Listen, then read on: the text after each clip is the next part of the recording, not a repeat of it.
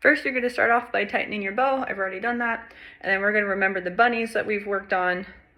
And so we have our thumb is going in between, at least by this joint, but maybe even a bit higher. So our frog here has an octagon by the stick.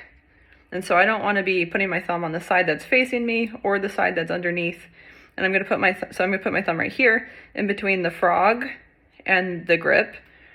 And then my thumb is going to be super bent, and it's going to be touching the bow hair.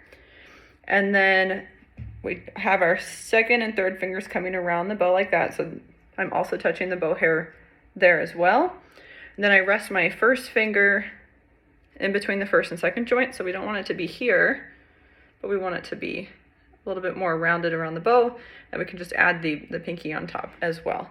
So it'll look like that. Then we roll the stick away from us towards the scroll, and then our wrist will come up like that.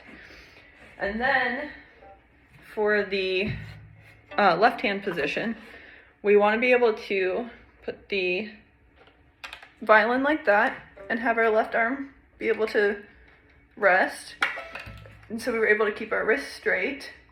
And then when we just bend our elbow, we keep our wrist straight for bringing up for playing position. And then I'm going to be hitting the neck with this first joint here, a little past the first finger tape, so by the time that your finger rounds, it'll be on the first finger tape. And I just have my thumb resting on the other side of the neck. I don't want to squeeze. And I have a little bit of space. Let's see if we can show that. A little bit of space. So it's not here, but it's here. And we definitely don't want to do that. We won't be able to shift or do vibrato or anything if we're playing like that.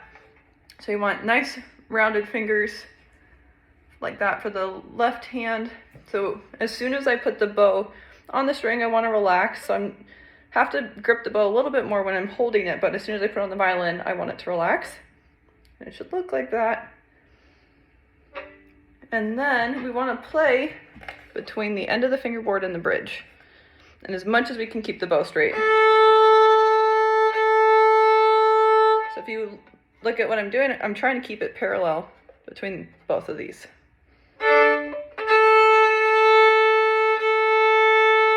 So I also think about where that is by my body. This is kind of over my left foot, so my hand's going to be a little bit more over my left foot than the center.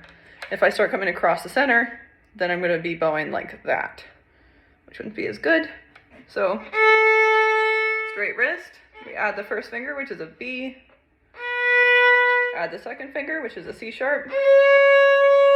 Add the third finger, D.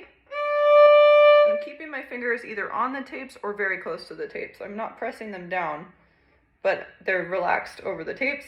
E. F sharp. G sharp is a 2. Rather than A. So that's a 1 octave A major scale. So those are all the notes, and a couple extra notes that we'll be doing in the twinkles.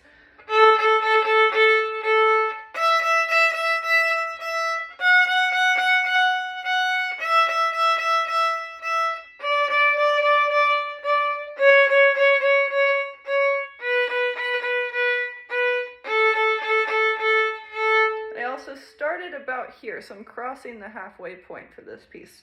I hope that helps.